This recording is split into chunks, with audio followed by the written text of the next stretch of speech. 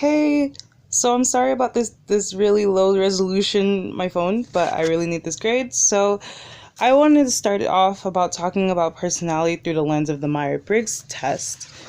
So the Myer-Briggs personality test was invented by C.G. Jung, and it was just a way for him to have categorizing personality types that could be useful to the public. And so he thinks while everyone is different, there are still some distinct orders that show up. So he decided to categorize it, whether you're how introverted versus extrovert, like sensing, like do you feel or are you intuitive? Is it your gut? Are you thinking? Are you constantly analyzing? Or are you feeling, just going with the flow? Are you judging or are you perceiving? So I'm going to go over the first four that you see. Okay, so the first one is the architect. The architect is kind of like the bookworm of the personality types. They're very much the type to enjoy sharing what they've learned. They're very skeptical and independent. They're kind of a contradiction because they're idealist, yet they're cynical. So they're very distrusting about the way the world works. They're kind of like alchemy. They're all about deconstructing and reconstructing ideas over and over, and they affect about 0.8 of the population in the entire world.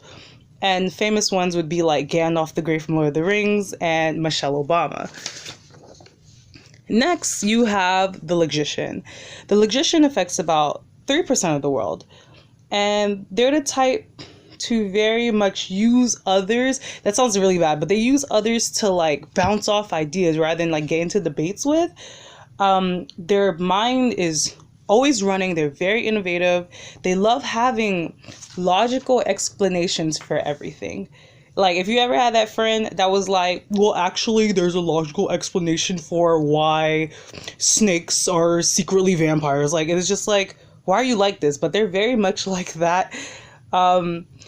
They just kind of exist without rest. Sometimes they're very reserved because they're introverted, but they're also very intuitive. And they're constantly thinking, constantly perceiving, and they just want to make sense of the world around them in a way that makes sense for them and hopefully for others. Some famous logicians that you may know would be like Albert Einstein and Bill Gates. You know, very smart people. Yeah. So then I kind of want to get into the debater. So the debater is basically the logician's cousin, but more extroverted. Scratch that. Way more extroverted. You guys know what I'm saying.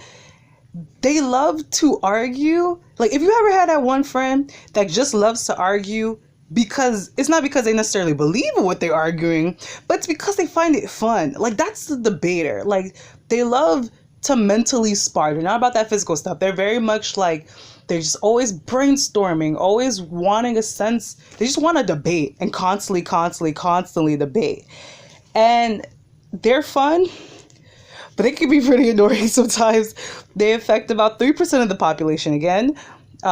Famous debaters include Celine Dion and Captain Jack Sparrow, for anyone who's ever seen the 5-part movie about that guy and his burnt down ship. But either way, next we have the commander, which is the last of my 4. They also are 3% of the population. They're very much what you would like to see in leaders. Like, they're very natural leader types. They're always thinking about long-term planning. They love a political challenge.